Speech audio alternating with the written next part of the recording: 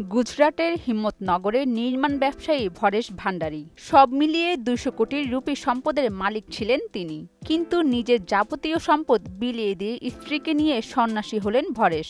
সন্ন্যাসের শপথ নেয়ার পরে দেশজুড়ে ভিক্ষা করেই জীবন কাটানোর সিদ্ধান্ত নিয়েছেন এই দম্পতি। পিটিআই এক প্রতিবেদনে জানিয়েছে, গত রবিবার একটি বিশেষ শোভাযাত্রার আয়োজন করেন এই দম্পতি। ওয়ালটন ফ্রিজ কিনে অনেকের মতো আপনিও হয়ে যেতে পারেন মিলেনিয়াল। সেরা পণ্যের সেরা অফার। প্রায় ৪ কিলোমিটার পথ একটি রথে চেপে পাড়ি দেন তারা। রাজকীয় পোশাকে সেজে নিজেদের যাবতীয় সম্পদ শোভাযাত্রা থেকেই বিলিয়ে দেন। সামাজিক যোগাযোগ মাধ্যম সহ নেট দুনিয়ায় ভাইরাল হয়েছে সেই ভিডিও।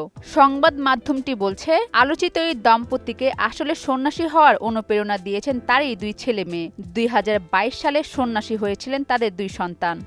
চলতি বছরের ফেব্রুয়ারি মাসে একটি অনুষ্ঠান করে নিজেদের সব সম্পত্তি দান করে দেওয়ার ঘোষণা দেন। তবে এখনও তাদের কৃষ্ণ সাধন শুরু হয়নি। আগামী ২২ এপ্রিল শপথ নেয়ার পরে আনুষ্ঠানিকভাবে শুরু হবে তাদের সন্ন্যাসী জীবন।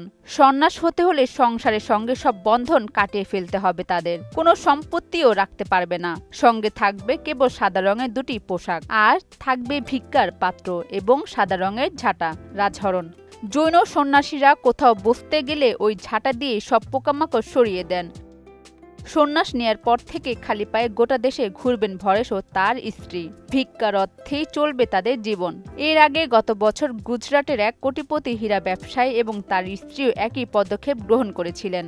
তার আগে ২০১৭ সালে মধ্যপ্রদেশের বিত্তশালী ব্যবসায়ী সুমিত রাঠোর এবং স্ত্রী অনামিকা ১০০ কোটি টাকা সম্পত্তি দান করার পরে সন্ন্যাস গ্রহণ করে সংবাদের শিরোনাম হয়েছিলেন। অরিন সুলতানা, মোহনার ডিজিটাল।